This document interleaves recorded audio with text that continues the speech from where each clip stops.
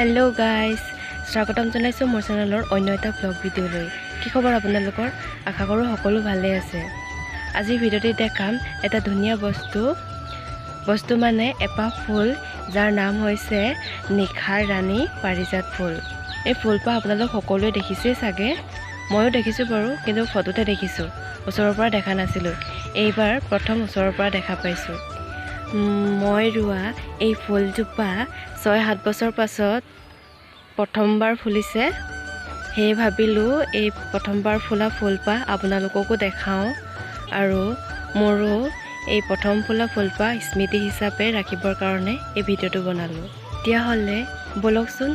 চাই লওঁ মোৰ এই প্ৰথম ফুলা ফুলপাহ এয়া চাওকচোন আমাৰ পাৰিজাত ফুলপাহৰ কোৱালিটি এই ভিডিঅ'টি মই দুদিনমানৰ আগতে কৰি ৰাখিছিলো পুনে প্ৰথম পাৰতে ওলোৱা কোৱালিটি ভিডিঅ' কৰিব পাহৰি গলো এয়া কালি সন্ধিয়া 6:30 মান বজাত ভিডিঅ' কৰিছিলো এয়া বাহিৰৰ পৰা ভিতৰলৈ লৈ আনিলো ফুলিব বুলি গম পাই ৰাতি যেহেতু বাহিৰলৈ অকলে ওলাব ভয় লাগে হেতু কাৰণে ভিতৰলৈকে আনি ললো ফুলপাহ চাই থাকিবলৈ এয়া ৰাতি 8:30-9টা মানত পাহিবোৰ মেল খাবলৈ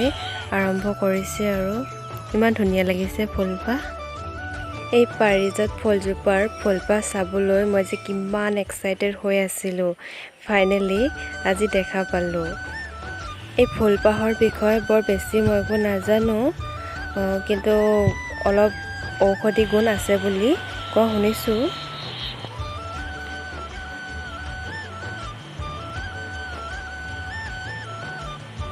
এয়া হৈছে ৰাতি 12টা মানত এই ফুলপাহ চাবলৈকে ৰাতি 12টালৈকেও হোৱা নাই ফুলপাহ বাহিৰত থাকিলে চাব নাপাম কাৰণে ভিতৰত আনি ৰাখিছিলোঁ কিন্তু ভিতৰত আনি ৰাখি এটা বহুত ধুনীয়া আমেজ পালোঁ এই ফুলপাহৰ সুগন্ধিৰে গোটেই ৰুমটো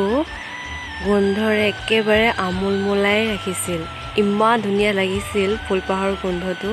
আপোনালোকে যদি ফুলৰ আমেজটো লোৱা নাই তেতিয়াহ'লে ভিতৰত ৰাখি এই আমেজটো লওক এয়া হৈছে ৰাতিপুৱাৰ ফুলপাহ চাওকচোন মৰহি গৈছে এই ফুলপাহ অকল এটা ৰাতিৰ বাবেহে